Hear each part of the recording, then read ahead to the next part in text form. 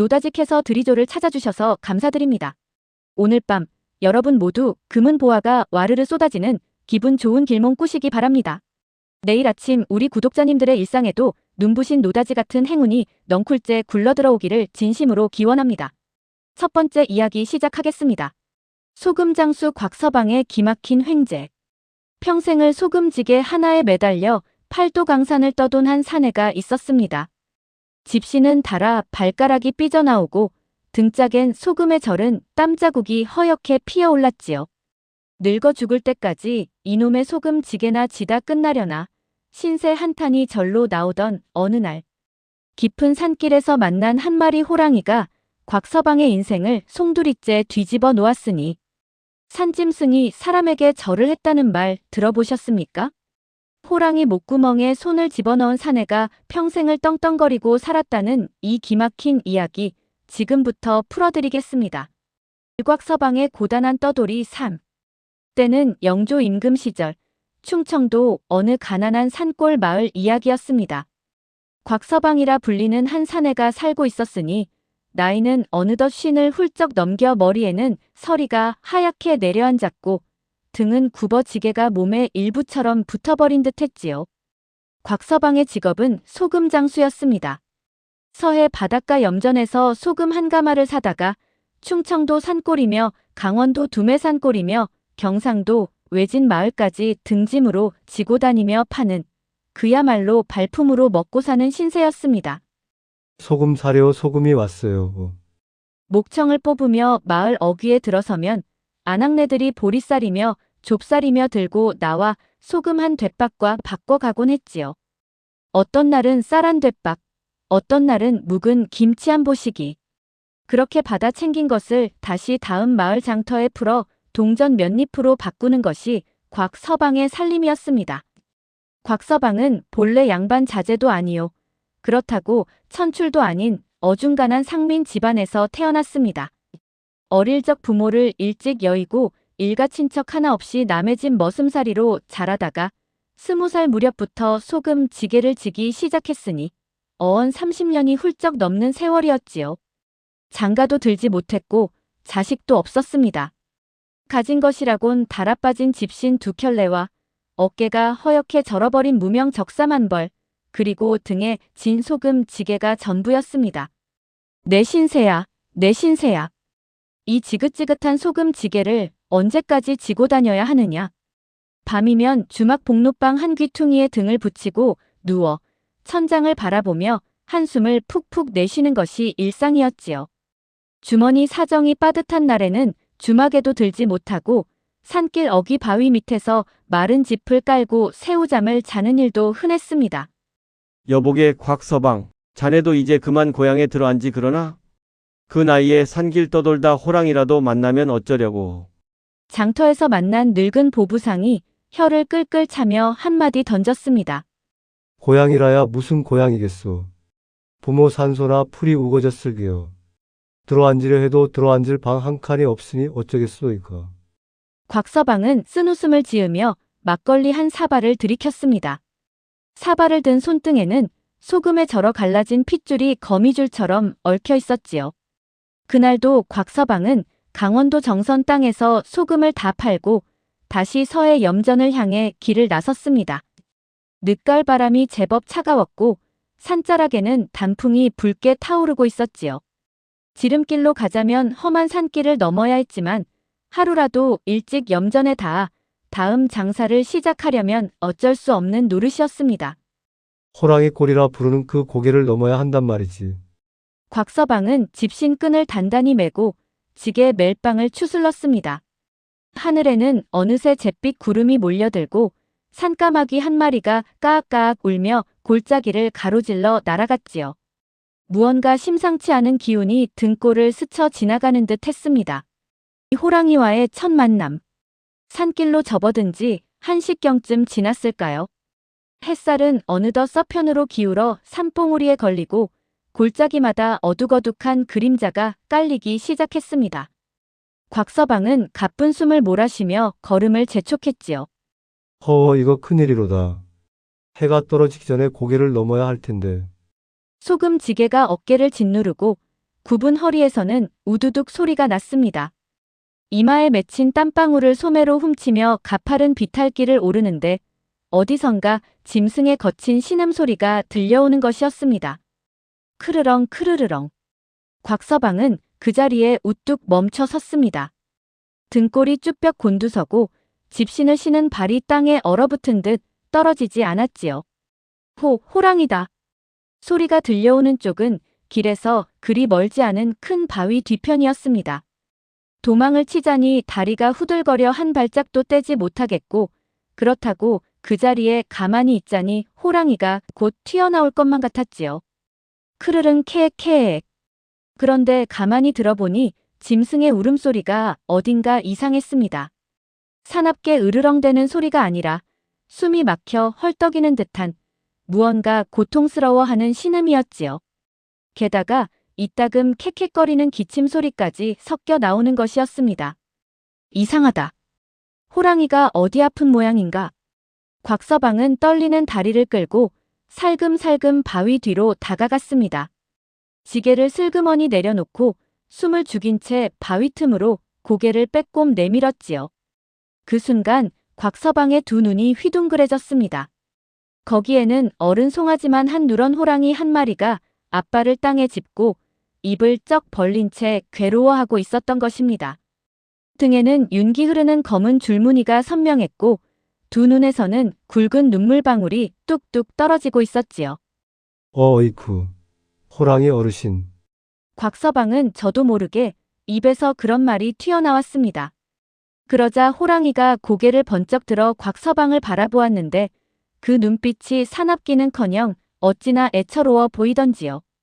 마치 살려달라는 듯 도와달라는 듯 곽서방을 향해 끄응하고 신음을 내뱉는 것이었습니다. 곽서방은 가까이 가서 호랑이의 입속을 들여다보았습니다.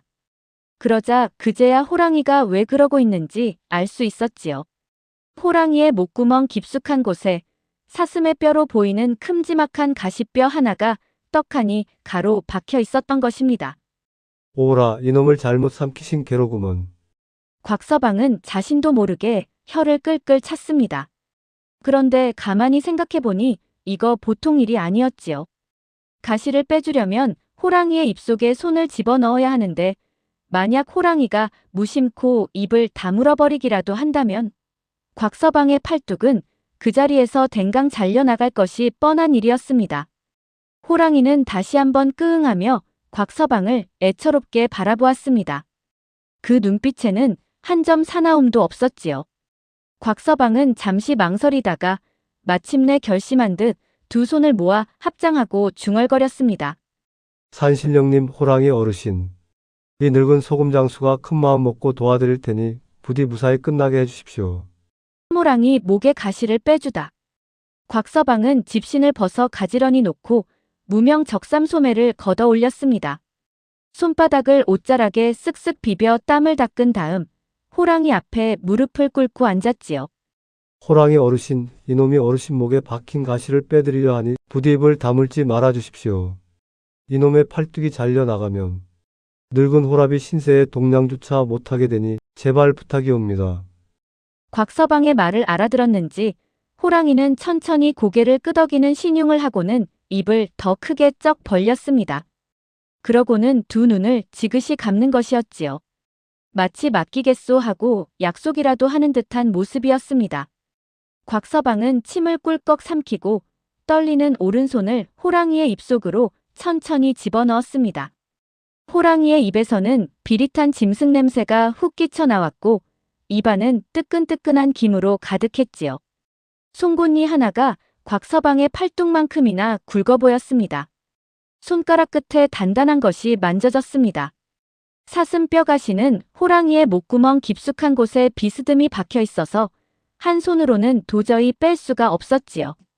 곽서방은 이를 악물고 왼손까지 마저 집어넣어 두 손으로 가시를 단단히 잡았습니다. 에라, 모르겠다. 죽기 아니면 살기다. 곽서방은 온 힘을 다해 가시를 잡아당겼습니다. 호랑이가 움찔하며 몸을 부르르 떨었지만 약속을 지키려는 듯 입을 다물지는 않았지요. 한 번, 두 번, 세 번 곽서방의 이마에 굵은 땀방울이 줄줄 흘러내렸습니다. 그러고는 마침내 가시뼈가 쑥 빠져나왔습니다. 가시 끝에는 시뻘건 핏덩이가 묻어 있었고 길이는 어른 손바닥만 했지요. 곽서방은 후다닥 손을 빼고는 그 자리에 털썩 주저앉아 가쁜 숨을 몰아쉬었습니다. 휴, 살았다. 호랑이는 한참을 컥컥거리며 침을 흘리더니 이내 후련해진 듯 크게 한숨을 내쉬었습니다. 그러고는 곽서방을 빤히 바라보았는데 그 눈빛이 어찌나 따뜻하고 고마워 보이던지요. 짐승의 눈이 아니라 사람의 눈 같았습니다. 어르신, 이제 시원하시죠? 이 가시뼈 때문에 며칠은 굶으셨을 텐데 얼마나 고생이 많으셨소이까. 곽서방이 너스레를 떨자 호랑이는 천천히 일어나 곽서방의 곁으로 다가왔습니다. 곽서방이 흠칫 놀라 뒷걸음질을 치는데 호랑이는 갑자기 앞발을 가지런히 모으고 머리를 땅에 슬며시 조아리는 것이었습니다. 마치 사람이 큰절을 하듯 말이지요. 어이쿠. 호랑이 어르신께서 지금 뭘 하시는겨? 곽서방은 깜짝 놀라 손사래를 쳤습니다. 산짐승이 사람에게 절을 한다는 것은 평생 듣도 보도 못한 일이었지요. 호랑이는 그러고는 다시 일어나 꼬리를 살랑살랑 흔들며 곽서방의 옷자락을 입으로 살짝 물어 끌어당기는 것이었습니다. 왜 이러시오? 어디로 가자는겨? 호랑이는 옷자락을 놓고 몇 걸음 앞장서 가더니 다시 돌아보며 어흥하고 작게 울었습니다. 따라오라는 뜻이 분명했지요. 곽서방은 어리둥절했지만 어쩐지 이 호랑이를 따라가야 할 것만 같은 묘한 끌림을 느꼈습니다. 이거 참. 알겠소이다, 어르신. 이 늙은 소금장수가 따라가 보지요. 곽서방은 지게를 다시 짊어지고 호랑이의 뒤를 따라 산속 깊숙이 들어가기 시작했습니다. 외딴 골짜기로의 인도. 호랑이는 산길도 아닌 곳, 사람의 발길이 닿은 적 없는 듯한 빽빽한 숲속을 헤치고 나아갔습니다. 곽서방은 가시덤불에 옷자락이 찢기고 발에는 돌부리가 자꾸만 채였지만 이상하게도 두려움보다는 호기심이 앞섰지요. 어르신, 도대체 어디로 가시는겨? 이 늙은이 다리가 그리 튼튼치. 못하니 좀 천천히 가주시오.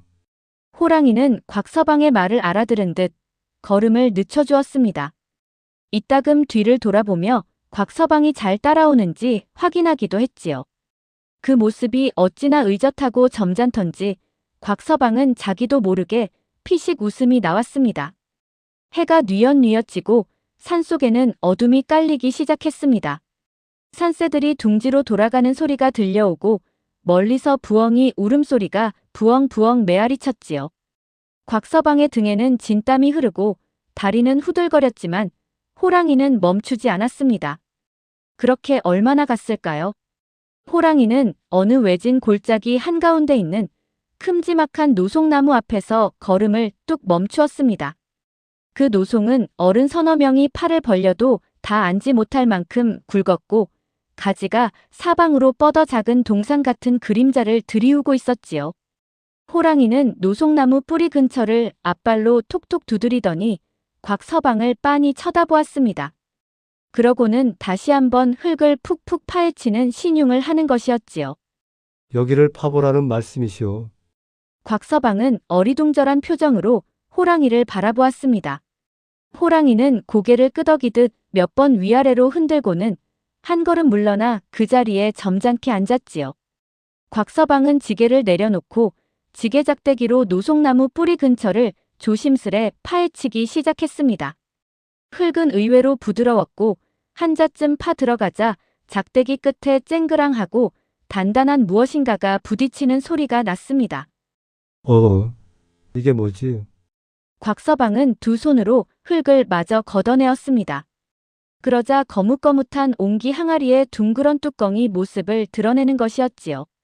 항아리는 어른 머리통만 한 크기였고 흙 속에 묻힌 지 꽤 오래된 듯 이끼가 끼어 있었습니다. 심장이 쿵쿵 뛰기 시작했습니다. 곽서방은 떨리는 손으로 흙을 마저 걷어내고 항아리를 끌어안듯 들어올렸지요.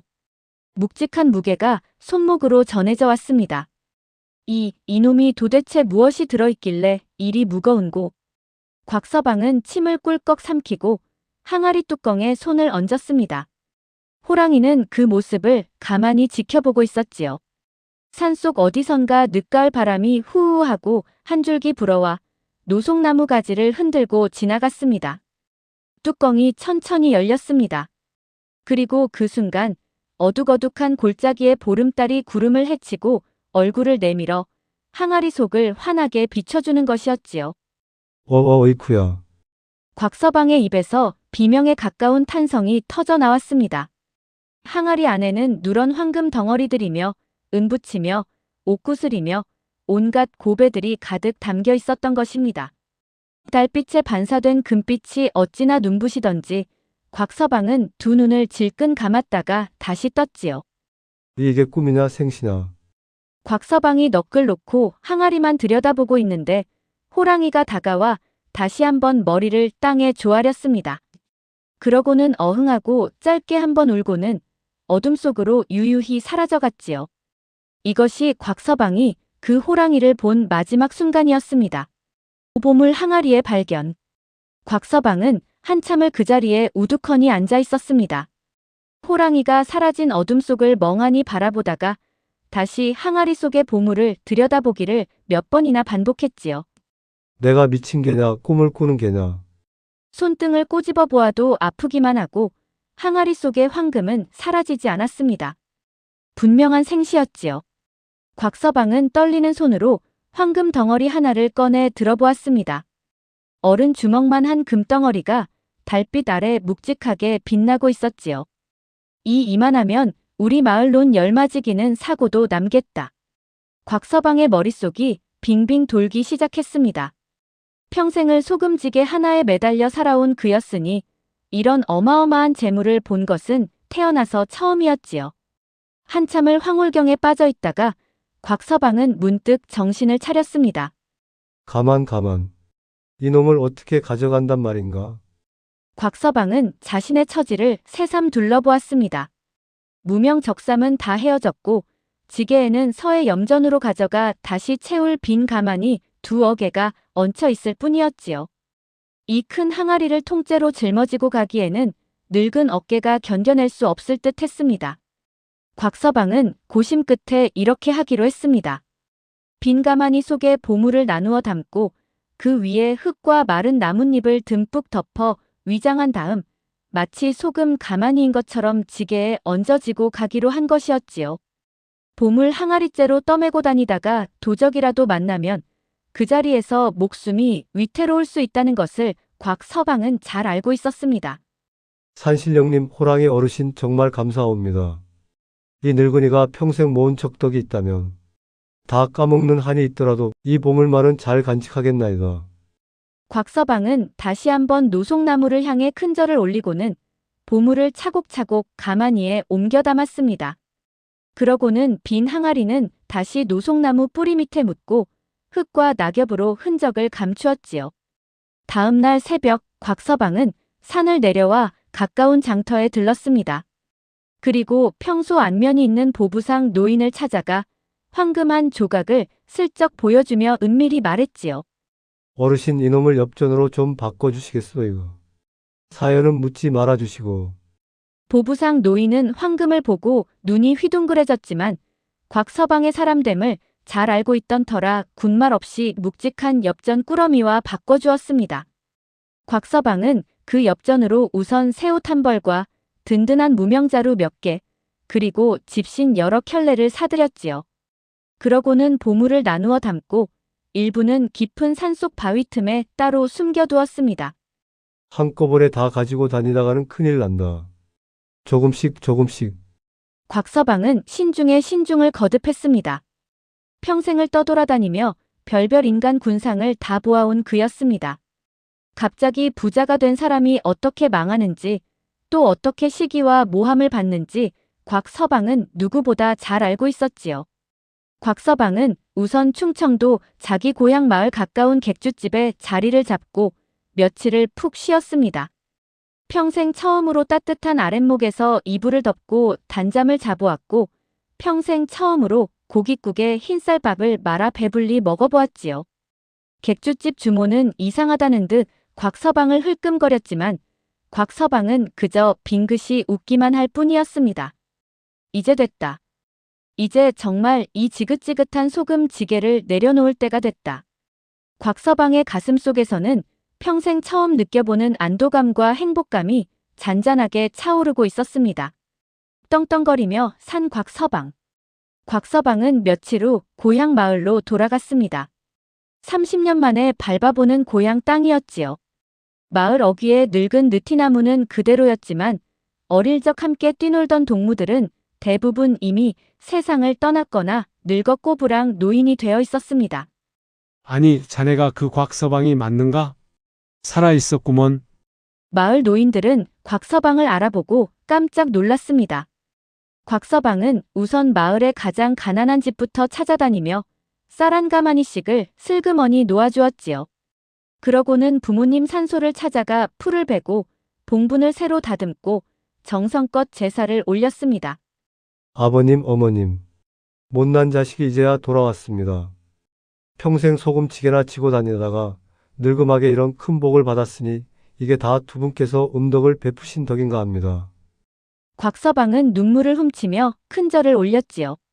곽서방은 이후 마을에 작은 기와집을 한 채 짓고 논 20마지기와 밭 10마지기를 사들였습니다.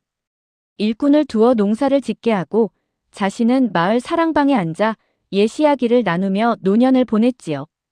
그러나 곽서방은 결코 거들먹거리거나 인색하게 굴지 않았습니다. 흉년이 들어 마을에 굶는 이가 생기면 곽서방이 슬쩍 곳간을 풀어 도와주었고 동네 아이가 부모를 잃으면 곽서방이 거두어 글공부를 시켜주었습니다. 혼기가 찼는데 가난해서 시집 장가 못 가는 처녀 총각이 있으면 곽서방이 슬그머니 혼수를 마련해주기도 했지요. 우리 곽 어르신은 정말로 산신령님께서 보내주신 분이여. 마을 사람들은 입을 모아 곽서방을 칭송했습니다. 곽서방은 그저 허허 웃으며 손사래를 칠 뿐이었지요. 산신령은 무슨 산신령이여. 나는 그저 운이 좋았던 늙은 소금장수일 뿐이라네. 곽서방은 살아생전 단 한 번도 그날 밤 호랑이와 노송나무 이야기를 다른 이에게 발설하지 않았습니다. 다만 이른이 넘어 임종이 가까워졌을 때 거두어 키운 양자에게만 이 기막힌 이야기를 들려주었지요. 얘야, 사람이 평생을 살다 보면 별별 일을 다 겪느니라. 짐승도 은혜를 알고 산천초목도 마음이 있는 법이다. 내가 길을 가다 곤란에 빠진 짐승이나 사람을 만나거든 결코 외면하지 말거라. 그것이 곧 내 복을 짓는 길이니라. 양자가 눈물을 글썽이며 고개를 끄덕이자 곽서방은 만족한 듯 빙긋이 웃었습니다. 그리고 며칠 후 곽서방은 평생 짊어지고 다녔던 그 지긋지긋한 소금지게를 마지막으로 어루만지며 편안하게 눈을 감았다고 합니다. 이 이야기는 조선 후기에 편찬된 야담집 기문총화에 실려 오늘날까지 전해지는 가난한 소금장수의 기막힌 횡재 기담이올시다. 짐승도 은혜를 갚을 줄 알고 사람의 작은 선행이 큰 복으로 돌아온다는 옛 어르신들의 가르침이 이 이야기 속에 고스란히 녹아있는 것이 아닐까 싶습니다. 오늘도 끝까지 함께해 주신 여러분, 진심으로 감사드립니다. 곽서방의 따뜻한 마음씨가 호랑이의 은혜로 돌아왔듯 우리 어르신들 앞날에도 뜻밖의 좋은 일이 가득하시기를 기원합니다. 이 영상이 마음에 드셨다면 좋아요와 구독 부탁드리고요. 댓글로 감상도 나눠주시면 큰 힘이 됩니다.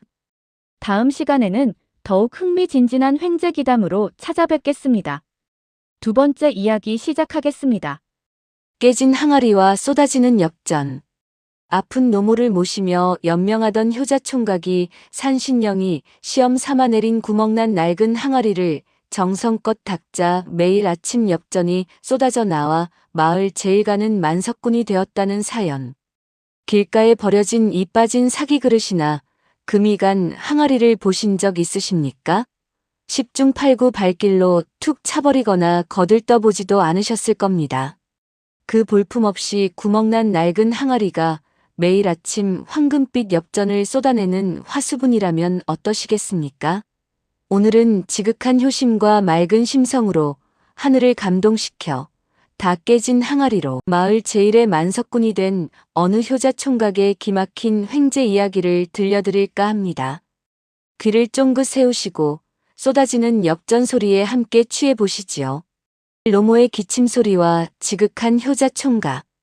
살을 에이는 듯한 섣달그음의 삭풍이 금방이라도 쓰러질 듯 위태로운 초가삼간의 낡은 문풍지를 사정없이 때리며 지나간다.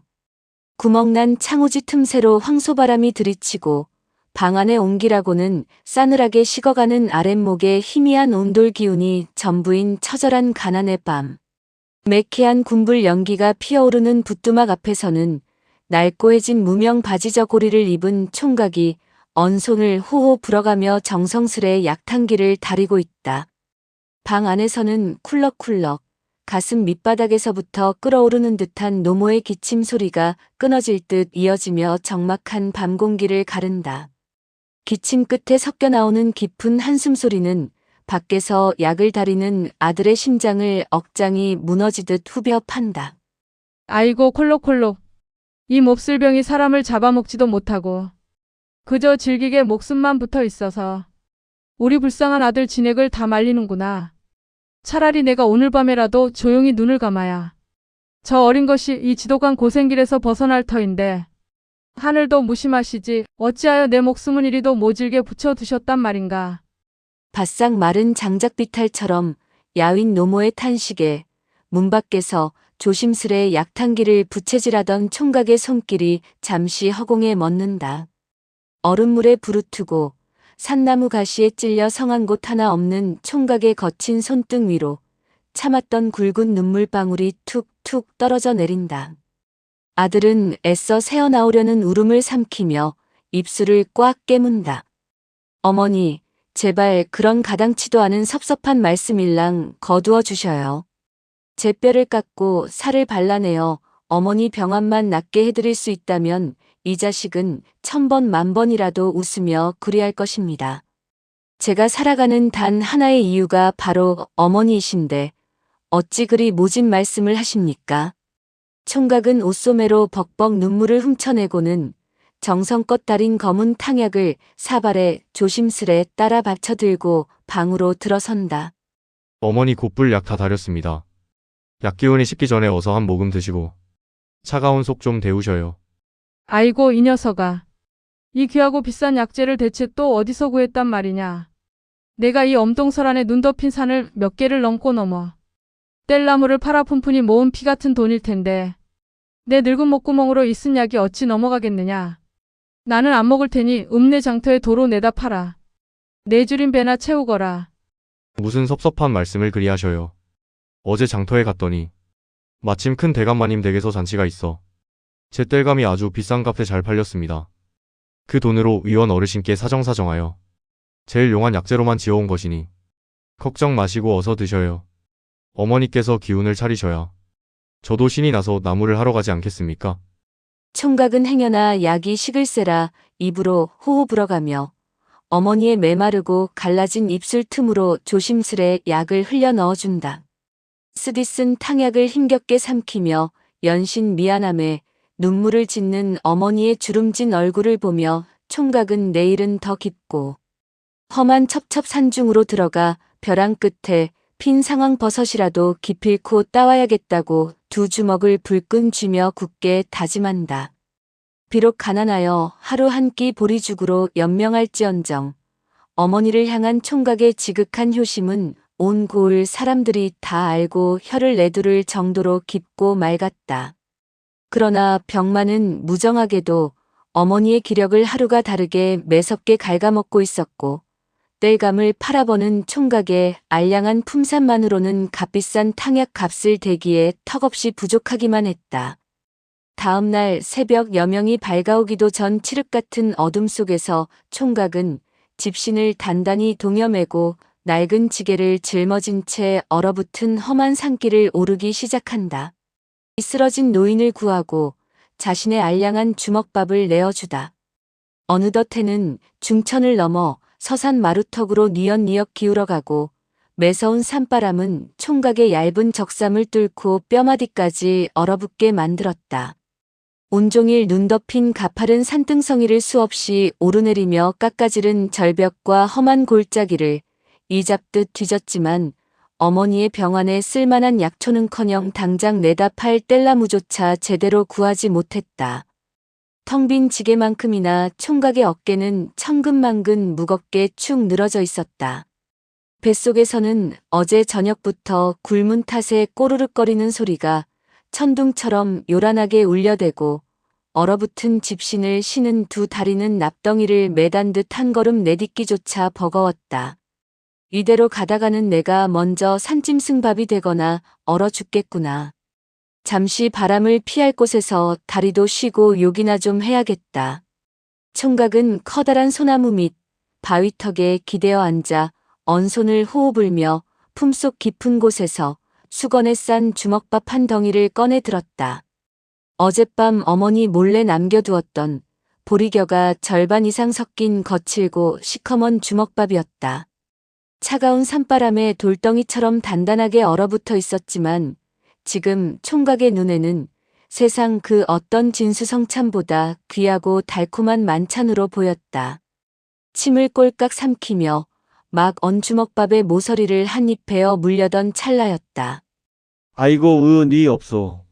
사람 좀 살려주시오. 바스락거리는 마른 잎사귀 소리와 섞여 아주 가늘고 희미한 신음이 바람을 타고 총각의 귓가를 스쳤다. 처음엔 산짐승 소리인가 싶었지만 분명 사람의 애끓는 목소리였다. 화들짝 놀란 총각이 먹으려던 주먹밥을 허리춤에 쑤셔넣고 벌떡 일어나 소리나는 쪽을 향해 정신없이 비탈길을 달려 내려갔다. 미끄러지고 구르며 다다른 후미진 낭떠러지 아래에는 웬 남루한 차림의 노인이 썩은 낙엽 무더기 위에 쓰러져 있는 것이 아닌가. 산발한 백발의 얼굴에는 떼국물이 줄줄 흐르고 다해진 도포 자락은 삭풍에 갈갈이 찢겨 나부끼고 있었다. 노인은 추위와 지독한 굶주림에 지쳐 사시나무 떨듯 바들바들 떨고 있었고 숨은 금방이라도 끊어질 듯 가빴다. 어르신 제 목소리 들리십니까? 정신 좀 차려 보십시오. 총각은 지게를 팽개치고 단숨에 노인에게 다가가 얼음장처럼 차가운 노인의 상체를 부둥켜 안았다. 노인은 핏기 없이 파랗게 질린 입술을 간신히 달싹거리며 기어들어가는 목소리로 중얼거렸다. 배가 너무 고파서 이제 한 발짝도 뛸 기력이 없구먼. 눈보라의 길을 잃어 꼬박 나흘을 물 한 모금 마시지 못하고 굶었어. 이제 내 명줄이 여기서 끝나는가 보이. 총각은 단 1초의 망설임도 없이 방금 전 자신이 먹으려던 얼어붙은 보리 주먹밥을 품에서 황급히 꺼냈다. 어르신, 당장 이거라도 좀 씹어 넘기십시오. 보잘것없는 거친 보리밥이라 목이 메이시겠지만 당장 뱃속에 곡기가 들어가야 허기를 면하고 목숨을 건지실 수 있습니다. 어서 드시지요. 노인은 총각의 손에 들린 주먹밥을 보더니 덜덜 떨리는 갈퀴 같은 손으로 냉큼 낚아채어 양반의 채통이고 뭐고 다 잊은 채 짐승처럼 허겁지겁 입안으로 우겨 넣기 시작했다.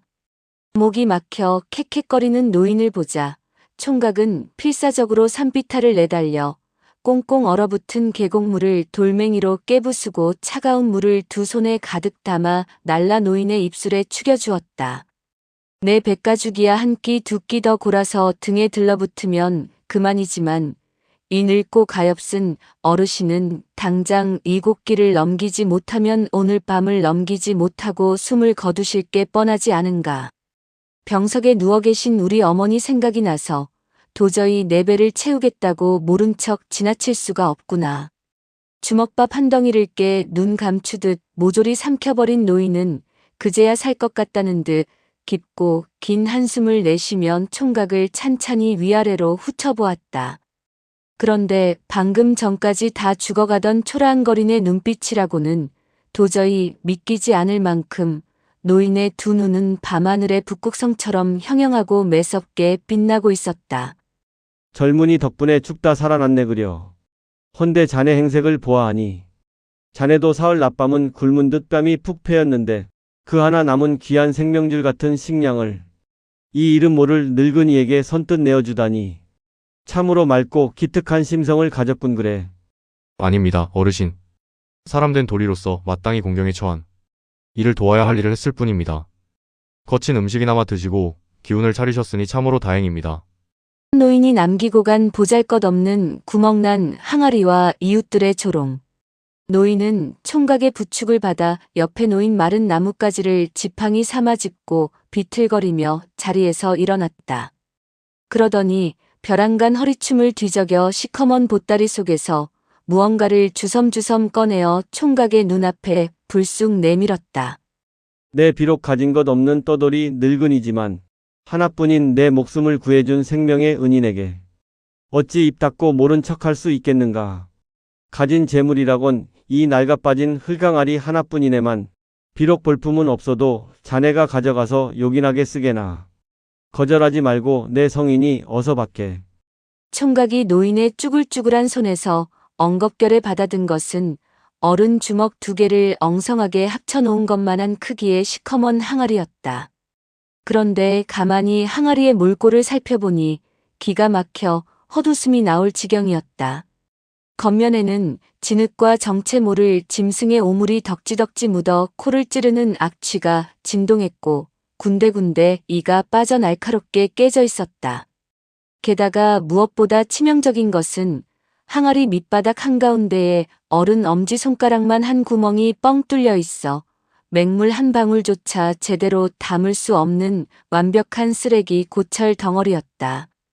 아이고, 이 냄새나는 똥 항아리를 대체 어디에 쓰라고 주시는 말씀이신지. 부뚜막 쥐구멍 막는 데나 쓰려나. 아니면 땔감 묶을 때 괴어놓는 돌멩이 대신 쓰라는 것인가.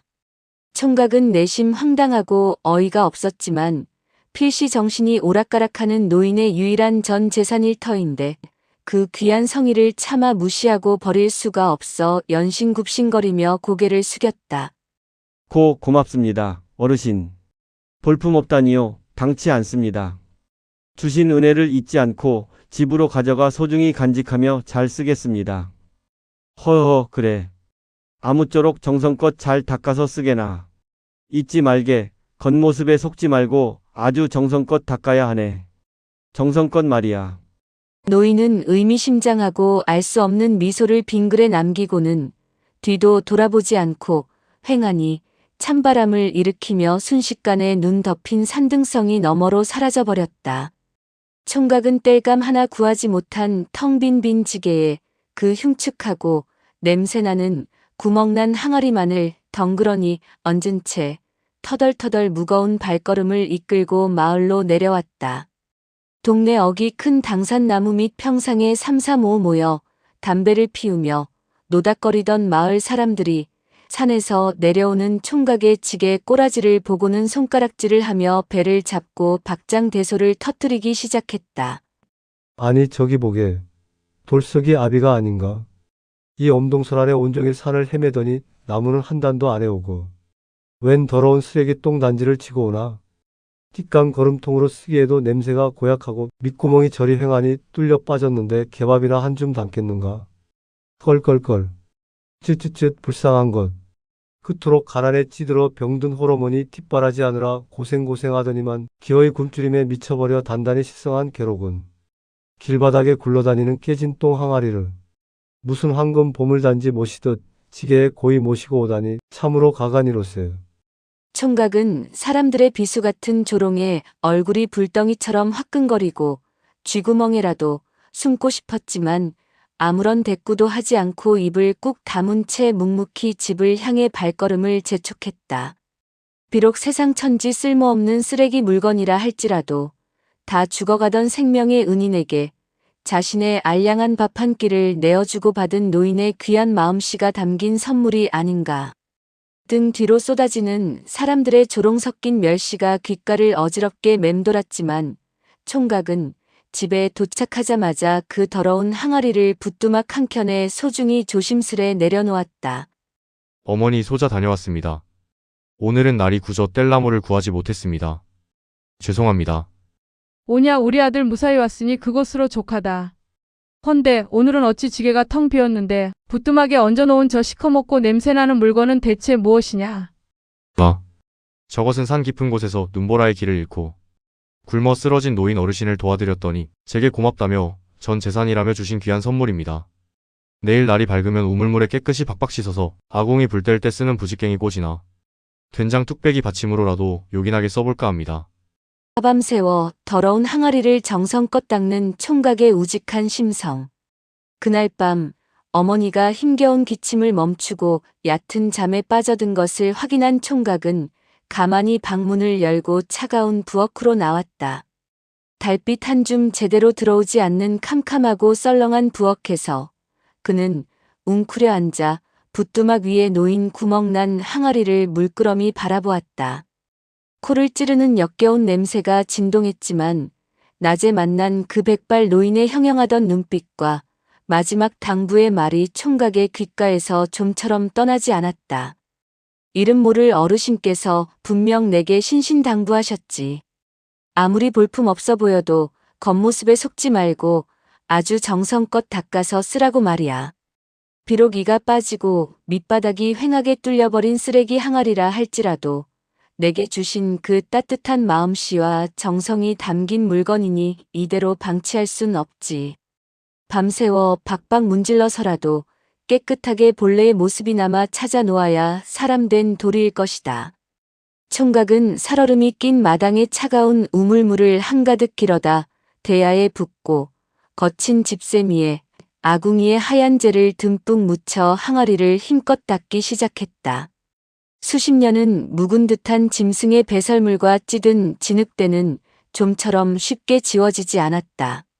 집세미로 문지르고 또 문질렀다. 얼음장 같은 우물물에 담근 두 손의 손가락은 금방이라도 끊어질 듯 꽁꽁 얼어붙어 감각이 사라졌고 거친 짚에 쓸려 손등은 붉게 피가 맺혔다. 구부린 허리가 끊어질 듯 욱신거려왔지만 총각의 우직한 손길은 단 한 번도 멈추지 않았다. 사각사각, 쓱쓱, 득득득. 모두가 잠든 깊은 밤, 쥐 죽은 듯 조용한 밤 공기를 가르는 거친 항아리 닦는 소리만이 캄캄한 부엌을 가득 채웠다. 1시경, 2시경. 시간 가는 줄 모르고 이마에 구슬땀을 흘리며 한참을 박박 문질러 씻어내자 마침내 시커멓게 굳어있던 겉표면의 오물이 한꺼풀 벗겨지며 서서히 제 본연의 빛깔을 기적처럼 드러내기 시작했다.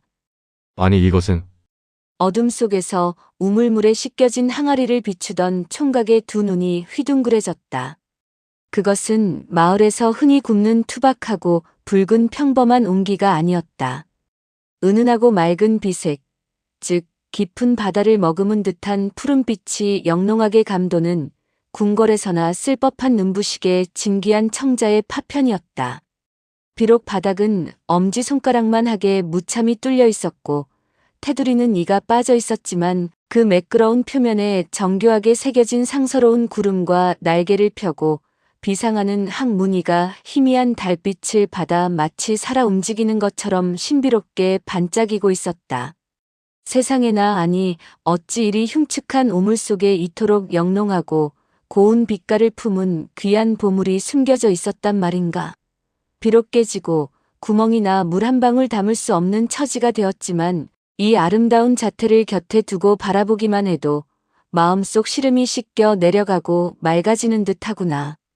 동이 서서히 터오며 새벽의 푸른 여명이 부엌을 밝힐 무렵 항아리는 처음 가져왔을 때의 그 흉측하고 냄새나던 모습은 온데간데 없이 사라지고 거울처럼 매끄럽고 눈부시게 윤이 나는 고귀한 자태를 뽐내고 있었다.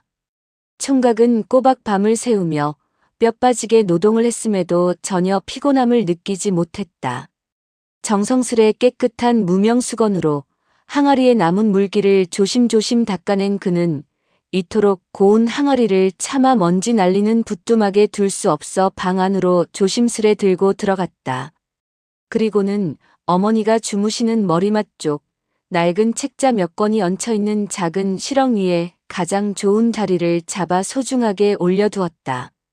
비록 바닥이 뚫려 무언가를 담아 마실 순 없어도 이 영롱하고 푸른 빛깔이 매일 병석에 누워 계신 우리 어머니의 눈을 즐겁게 해드리고 시름을 조금이나마 달래드렸으면 참으로 좋겠구나. 총각은 실ong 위에서 은은하게 빛나는 청자 항아리를 보며 기분 좋은 미소를 지었다. 다시 아침밥을 안 치고 나무를 하러 갈 채비를 위해 밖으로 나서면서도 그는 어젯밤 노인이 남긴 그 매서운 눈빛과 정성껏 닦으라던 알 수 없는 웃음의 진짜 의미가 무엇인지 아직 꿈에도 짐작조차 하지 못하고 있었다.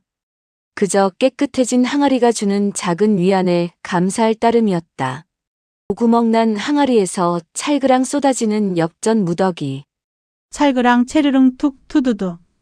여명의 푸르스름한 기운이 가시고 아침 햇살의 첫자락이 찢어진 창호지 틈을 비집고 방 안을 환하게 비출 무렵이었다. 가마솥에 불을 지피고 멀건 보리죽을 쓰기 위해 부엌에서 나무락개를 뒤적이던 총각의 귓가에 난생 처음 들어보는 몹시도 기이하고 낯선 소리가 들려왔다. 마치 무거운 쇠붙이 수십 개가 한꺼번에 바닥으로 쏟아지며 부딪히는 듯한 둔탁하면서도 어딘지 모르게 경쾌하고 맑은 소리였다. 처음엔 밤새 굶주린 들고양이나 커다란 쥐새끼가 방 안으로 기어들어가 낡은 식기라도 건드렸나 싶었지만 소리는 단발마로 끝나지 않고 방 안에서 끊임없이 그리고 갈수록 요란하게 이어지고 있었다. 찰그랑, 차르르르, 쨍그랑. 필시 방 안에 무슨 변고가 생겼음이 틀림없다고 생각한 총각은 쥐고 있던 부직갱이를 내팽개치고 황급히 뛰어가 거칠게 방문을 열어젖혔다. 그리고 눈앞에 펼쳐진 믿을 수 없는 천지개벽의 광경에 총각은 그만 헉 하는 거친 숨을 들이켜며 넋을 잃고 그 자리에 털썩 주저앉고 말았다. 아니, 이게 대체 무슨 조화란 말인가? 어젯밤 살이 A는 추위 속에서 밤을 지새우며 꽁꽁 언 손으로 정성껏 닦아 방 안 실험 위에 고이 올려두었던 그 구멍난 청자 항아리. 어른 엄지손가락만 하게 무참히 뚫려있던 그 바닥의 구멍 사이로 눈이 부시도록 누런 황금 빛깔을 뿜어내는 엽전들이 마치 장마철 폭포수처럼 끝도 없이 쏟아져 내리고 있었다. 허공을 가르며 한 입, 두 입 떨어지던 엽전은 어느새 수십, 수백, 수천 잎이 되어 좁은 방바닥에 수북하고 거대한 산을 이루며 사방으로 굴러떨어지고 있었다. 요란한 쇳소리에 놀라 깊은 잠에서 깬 어머니도 부스스 눈을 비비며 힘겹게 상체를 일으키다 방 안을 가득 채운 누런 쇳덩이들을 보고는 화들짝 놀라 이불자락을 움켜쥐며 소리쳤다. 얘야 돌썩아. 내 늙은 눈이 드디어 침침하여 헛것이 보이는 게냐? 저게다. 저 누런 것들이 다 돈이 아니더냐? 우리 방 안에 어찌 저런 어마어마한 돈 무더기가 쏟아진단 말이냐? 어머니, 꿈이 아닙니다. 헛것이 아니어요. 진짜 엽전입니다. 진짜 돈입니다. 총각은 사시나무 떨듯 덜덜 떨리는 두 손을 뻗어 바닥에 이리저리 뒹구는 엽전 한 움큼을 조심스레 집어들었다. 손바닥에 전해지는 묵직하고 차가운 쇠의 감촉, 그리고 정교하게 새겨진 글귀들. 그것은 저작거리에서 쌀을 사고 약을 구하던 틀림없는 진짜 상평통보였다. 실ong 위의 항아리는 한참 동안이나 신들린 듯 엽전을 토해내더니 방바닥 절반이 누런 엽전으로 까마득하게 덮이고 아침 해가 완전히 중천을 향해 떠오르자 그제야 거짓말처럼 뚝 하고 소리를 멈추며 조용해졌다. 아, 겉모습에 속지 말고 아주 정성껏 닦아 쓰라며 신신당부하시던 그 깊은 산속 거린 노인의 말씀이 바로 이 기적을 두고 하신 말씀이었구나. 산신령님께서 아니 하늘이 다 죽어가는 우리 모자를 가엾게 여겨 마침내 굽어 살피신 것이야. 총각은 엽전을 꽉 쥐고 엎드려 열린 방문 너머 멀리 보이는 깊은 산봉우리를 향해 미친 듯이 수없이 절을 올렸다. 이마가 바닥에 부딪혀 멍이 들 지경이었지만 멈출 수 없었다.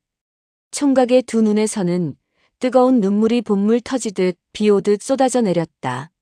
지독한 가난과 굶주림에 사무치던 날들, 돈 몇 푼이 없어 알아놓은 어머니의 탕약조차 제때 구하지 못해 피눈물을 삼키며 산속을 헤매던 숱한 밤들이 주마등처럼 스쳐 지나갔다. 눈앞에 쌓인 이 기적 같은 엽전 무더기는 그동안 뼈에 사무치도록 서러웠던 모자의 하늘, 단숨에 시선에 주는 다사로운 구원의 빛이자 하늘의 축복이었다. 어머니 이제 살았습니다. 이제 우리는 살았습니다. 이제 어머니께 읍내에서 매일같이 제일 좋은 웅담과 10년 묵은 산삼을 다려드릴 수 있습니다. 꽁보리밥 대신 하얀 쌀밥에 고깃국도 매일 마음껏 드시게 해드릴 수 있어요. 비가 새지 않는 따뜻한 기와집에서 어머니를 모실 수 있게 되었습니다. 어머니는 믿기지 않는 현실에 그저 목 놓아 통곡하며 피가 맺히고 부르튼 아들의 거친 손을 부여잡고 하염없이 뜨거운 눈물만 흘렸다. 모자의 울음소리가 아침 햇살을 받아 영롱하게 반짝이는 엽전 더미 위로 한참 동안이나 따뜻하게 메아리쳤다. 어머니의 병환을 고치고 은밀하게 쌓여가는 곳간의 재물. 기적의 청자 항아리는 매일 아침 해가 뜰 무렵 붉은 여명이 대지를 적실 때면 어김없이 맑은 쇳소리를 내며 엽전을 한가득 쏟아냈다. 방 안을 가득 채웠던 첫날과 달리 다음 날부터는 정확히 장정 한 사람이 짊어질 수 있는 한가마니 분량의 엽전만을 내어놓고는 입을 꾹 다물었다. 행여나 더 나오지 않을까 욕심을 내어 항아리를 거꾸로 들고 마구 흔들어 보아도 먼지 하나 떨어지지 않다가 이튿날 날이 밝아 하루가 시작될 때만 어김없이 그 정해진 양을 토해냈다. 마치 인간의 분수에 넘치는 끝없는 탐욕을 경계하고 하루하루 성실히 재물을 다스리라는 산신령의 엄중한 가르침 같았다. 총각은 본디 심성이 바르고 영리하며 신중한 사내였다. 하루아침에 벼락부자가 되었다고 하여 갑자기 비단옷을 입고 큰돈을 펑펑 쓴다면 좁은 마을에서 사람들의 지독한 의심과 시기를 살 것이 불을 보듯 뻔했다. 자칫하면 관아의 도둑으로 몰려 목숨이 위태로워질 수도 있는 노릇이었다.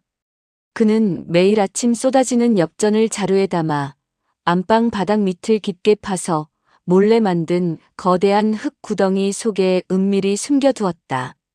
그리고 아주 조금씩 이웃들이 눈치채지 못할 만큼만 티나지 않게 돈을 꺼내 쓰기 시작했다. 그가 가장 먼저 그리고 가장 정성을 들여 한 일은 이웃 고을을 넘어 한양에서도 이름이 높다는 제일 가는 명의를 가마로 모셔와 어머니의 깊은 병환을 치료하는 것이었다. 의원 어르신, 돈은 얼마가 들어도 좋으니 제발 우리 어머니의 기력만 되찾게 해주십시오. 부탁드립니다. 그의 간절한 부탁에 의원은 희귀한 웅담과 수십 년 묵은 천종산삼, 최고급 녹용을 아낌없이 처방했다. 매일같이 진귀한 약재가 진하게 다려졌고 기름지고 고른 영양을 섭취한 어머니의 야윈 얼굴에는 불과 석 달 만에 복숭아꽃처럼 붉은 화색이 돌기 시작했다. 뼈만 남았던 몸에 살이 붙고 마침내 어머니는 지팡이를 짚고 스스로 마당을 거닐며 이웃집으로 마시를 나갈 수 있을 정도로 기력을 완벽하게 회복했다. 세상에 저 집 아들이 제 살을 깎아 먹이며 지극정성으로 약을 대더니 하늘이 그 지독한 효심에 감동하여 다 죽어가던 노모의 병이 씻은 듯이 나았구나. 참으로 하늘이 내린 효자야. 마을 사람들은 총각의 갸륵한 효심을 입이 마르게 칭찬할 뿐 어머니의 약값으로 들어간 그 어마어마한 돈의 출처를 의심하는 이는 아무도 없었다. 어머니의 병이 나은 뒤에도 총각은 낡은 지게를 지고 산에 오르는 땔감 장사를 멈추지 않았다. 겉으로는 여전히 뼈 빠지게 일하는 부지런하고 가난한 나무꾼 행세를 철저히 하면서 뒤로는 밤이 되면 조용히 읍내 장터의 객주를 찾아가 아주 조금씩 논밭을 사들이기 시작했다. 특히 흉년이 들어 피눈물을 머금고 헐값에 나온 이웃들의 문전옥답을 사들릴 때는 시세보다 훨씬 후한 값을 쳐주어 그들이 빚잔치를 면하게 해주었다. 그리고 그 땅을 다시 그 이웃들에게 내어주며 관아에서 정한 절반의 소장료도 아닌 그저 가을에 거둔 곡식에 일할 만을 아주 싼 소장료로 받고 농사를 부치게 해주었다. 내 바닥 밑에 쌓인 이 엄청난 재물은 본디 내 것이 아니다. 산신령님께서 가난하고 굶주린 이웃들과 함께 나누어 쓰라고 부족한 내게 잠시 창고지기 역할을 맡겨두신 것이다. 내 배만 불린다면 저 항아리는 당장 내일이라도 멈춰버릴 것이다. 그의 비밀스러운 곳간에는 해마다 쌀이 산더미처럼 쌓여갔고 10년이 채 되기도 전에 총각의 땅을 밟지 않고는 마을을 지나갈 수조차 없을 정도로 막대한 재산이 불어났다. 그러나 총각과 어머니는 여전히 질긴 무명옷을 기워 입고 소박한 나물 반찬이 놓인 밥상을 대하면 옛날의 가난을 잊지 않고 검소하게 생활했다. 신기하게도 낡은 실ong 위의 청자 항아리는 그가 남을 위해 재물을 아낌없이 베풀고 이웃의 눈물을 닦아줄수록 다음날 아침이면 더욱 맑고 경쾌한 옥굿을 굴러가는 소리를 내며 전보다 더 윤기 나는 엽전을 폭포수처럼 쏟아냈다. 마을 제일의 덕망 있는 만석군이 된 총각. 어느덧 강산이 한 번 변한다는 10년의 세월이 훌쩍 흘렀다. 동네 어기 당산나무 밑에서 쓰레기 항아리를 지고 간다며 손가락질과 조롱을 받던 가난한 나무꾼 총각은 이제 고을 전체 아니 조선 팔도가 다 우러러보고 존경하는 제일가는 만석군 대감이 되어 있었다. 마을 양지바른 명당에 웅장하고 기품 있게 지어진 99칸짜리 으리으리한 대화집 문턱은 하루도 사람들의 발길이 끊이지 않아 마를 날이 없었다. 그는 그저 돈만 많은 졸부가 아니었다. 가난하여 책 한 권 사지 못하는 가난한 선비들에게는 남몰래 과거길 노잣돈과 지필묵을 넉넉히 내어주었고 가난 탓에 홍기를 놓친 처녀 총각들에게는 쌀가마니를 보내 혼수를 넉넉히 마련해 주었다. 특히 혹독한 흉년이 들어 백성들이 초금목피로 연명하며 굶어 죽어갈 때면 지체 없이 거대한 곳간의 문을 활짝 열어 고을 백성들을 무상으로 구휼했다. 사람들은 그가 지나갈 때면 길가에 엎드려 절을 하며 그를 가리켜 살아 숨쉬는 생불, 하늘이 내린 의인이라 부르며 진심으로 칭송하고 존경했다. 연분홍 진달래가 흐드러지게 핀 어느 화창한 봄날. 따사로운 봄 햇살이 가득 비치는 대저택 안채의 넓은 대청마루였다. 윤기가 흐르는 화사한 비단옷을 곱게 차려입은 어머니가 70이 넘은 나이에도 정정한 모습으로 평온한 얼굴을 한 채 향긋한 차를 마시고 있었다. 그리고 그 곁에는 훌륭한 인품을 갖춘 늠름하고 자애로운 장부로 성장한 아들 만석군 대감이 흐뭇한 미소를 지으며 어머니의 말동무가 되어드리고 있었다. 안방 문을 열어둔 탓에 방 안한가운데 놓인 화려한 자개상 위에는 10년 전 그 옛날 깊은 산속 거린 노인이 건네주었던 구멍난 청자 항아리가 여전히 은은하고 고운 자태로 햇살을 머금고 빛나고 있었다. 얘야, 내 사랑하는 아들아. 찢어지게 가난했던 이 늙은 어미가 살아생전 이토록 눈부신 호강을 누리며 장수하게 될 줄 그 옛날 섣달구문 밤에는 어찌 꿈에라도 알았겠느냐. 이 모든 것이 다 굶주림 속에서도 어미를 향한 너의 지극한 효심과 헐벗은 이웃을 외면하지 않은 너의 그 고운 심성 덕분이다. 나는 이제 오늘 당장 눈을 감아도 여한이 없구나.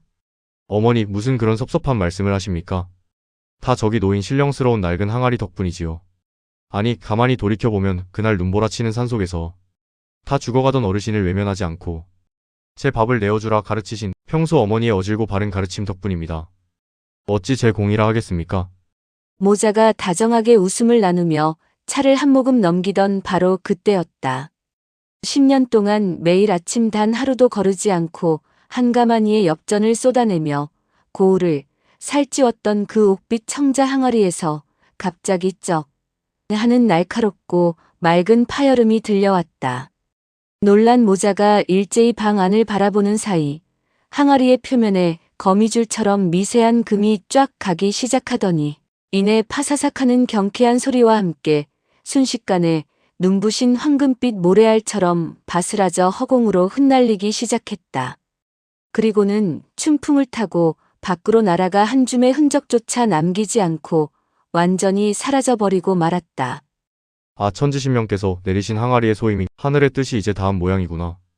어머니는 놀란 가슴을 쓸어내렸지만 만석군이 된 아들은 아쉬워하거나 당황하기는커녕 자리에서 일어나 일관을 정제했다. 그리고는 빙글에 평온한 미소를 지으며 마당으로 내려가 무릎을 꿇고 푸른 하늘을 향해 깊이 3번 절을 올렸다. 마법의 항아리는 먼지가 되어 사라졌지만 그의 마음속에는 아무런 미련도 두려움도 없었다. 그가 지난 10년간 조건 없이 베푼 은혜는 고을 사람들의 굳건한 신뢰와 감사로 변해 있었고, 그것은 이미 그 어떤 요술 항아리보다 더 강력한 화수분이 되어 끝없이 불어나고 있었다. 진정한 횡재란 요행으로 얻는 일확천금이 아니라 선하고 따뜻한 마음으로 세상을 넓게 품을 때 비로소 내게 돌아오는 덕과 덕의 아름다운 순환이라는 것을.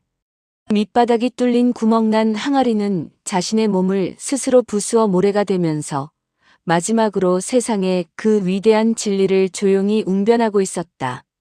만석군 대감의 집에는 그 후로도 오랫동안 사람들의 웃음소리와 따뜻한 밥 짓는 냄새가 끊이지 않았다. 오늘 들려드린 구멍난 항아리 이야기 어떠셨습니까? 산신령이 주신 항아리는 어쩌면 시련 속에서도 잃지 않은 효심과 남을 돕는 따뜻한 마음 그 자체가 아니었을까요? 진정한 화수분은 욕심을 비우고 정성을 다하는 우리들의 선한 마음 속에 있는지도 모르겠습니다. 여러분의 삶에도 오늘 이야기처럼 예기치 않은 큰 행운과 기적이 매일 아침 쏟아지기를 진심으로 기원합니다. 재미있게 들으셨다면 구독과 좋아요 꼭 눌러주시고요. 다음 이 시간에도 노다지 캐는 기막힌 이야기로 찾아오겠습니다. 늘 건강하시고 평안하십시오.